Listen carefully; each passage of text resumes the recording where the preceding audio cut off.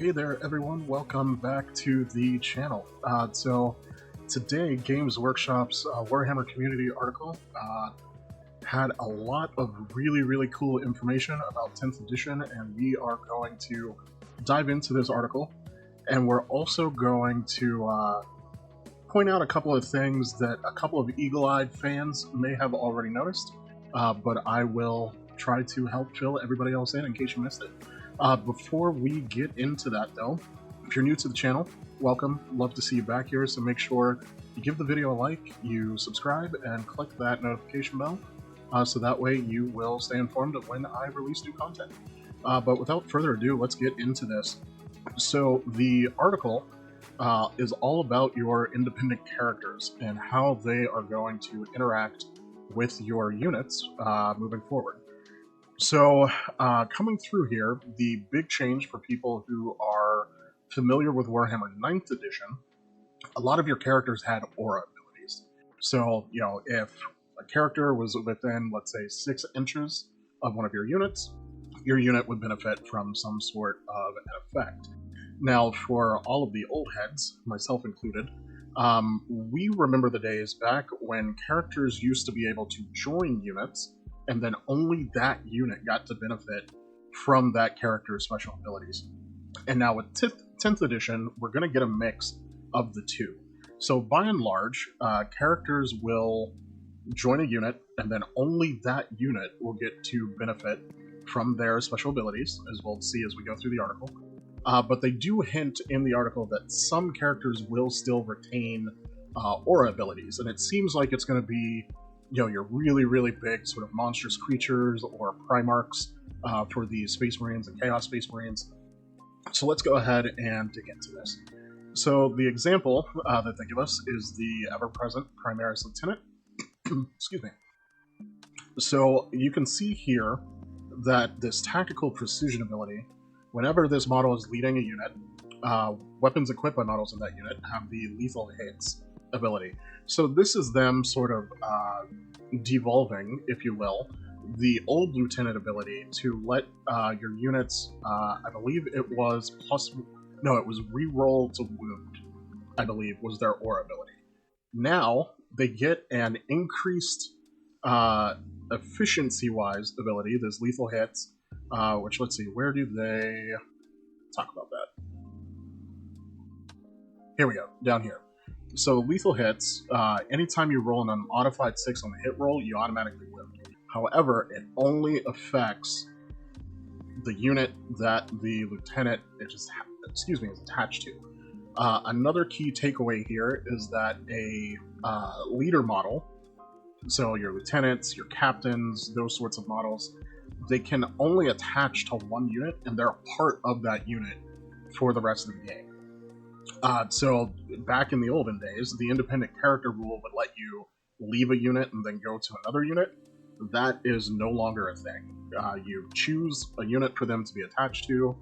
That unit benefits from their ability, and whenever that unit dies, you know, your leader is just solo by himself. They do not seem to have the ability to go ahead and reattach to another unit.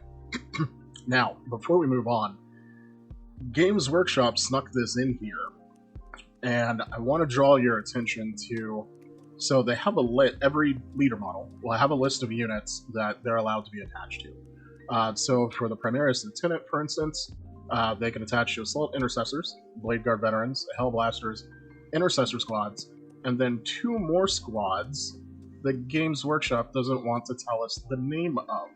So I think this is a pretty strong indication that at the launch of 10th edition, Space Marines are at least going to get 2 new units. I think we can also sort of suss out that whatever these 2 new units are going to be, they are going to be wearing standard Mark 10, Tacticus armor, whatever the standard Primaris armor is. It's not going to be Phobos, and it's not going to be Gravis. So it will be interesting to see what these units are going to be. So we've already got, you know, the Assault Intercessors that are in here. We've got the standard Intercessors. We've got Blade Guard. We've got Hellblasters. It'll be interesting to see what these new units are going to be, but I think that this is a very strong indication that if not sometime this week, definitely within the next couple of weeks, we are going to see reveals for 2 new Space Marine Primaris units. But moving on from that, they do also mention that some characters will be limited. So a unit can normally only have 1 character attached to it. So for instance, if you take 2 captains or a captain and a chapter master, a unit can only have 1 of those characters attached to it. But then you will have some leader models, like a Primaris Lieutenant, that is still able to be attached to a unit that already has an attachment. So by and large, this kind of works. If anybody is familiar with War Machine 3rd edition and previous, I haven't played 4th edition yet, so I don't know if it still works the same exact way, but this is very similar to how you would buy a unit attachment for a unit. And you would get extra models, they would give your unit some sort of extra ability, and then they were essentially a part of that unit for the duration of the game.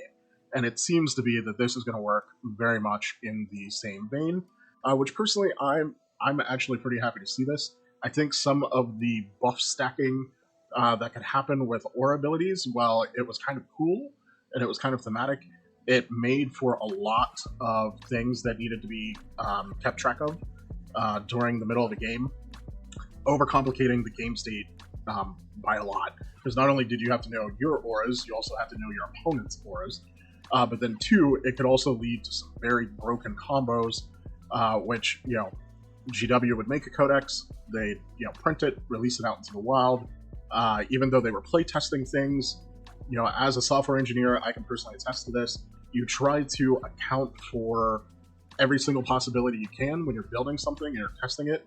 But once you put that into your, playtesters, or in my case, my, UAT environment, and I let the testers on my projects, get their hands on the piece of software, they always break it in ways that, we just never thought about. So it made balancing the game very, very difficult. And this is kind of removing some of that complexity while still having the thematic abilities available to your army, just not on such a large scale.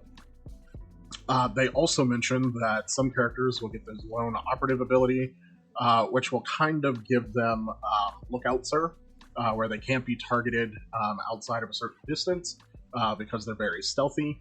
So things like Imperial Assassins will most likely get that benefit. I imagine Shadow Sun will also have it. And so, so that's the end of the article. I want to keep this one short today, guys. Let me know down in the comments what you think those 2 new Space Marine units are going to be. I don't normally engage in all of the rumor mongering, but I think this is a pretty clear, signal that we're going to see some new units pretty soon. So let me know what you guys think down in the comments, and I'll see you in the next video.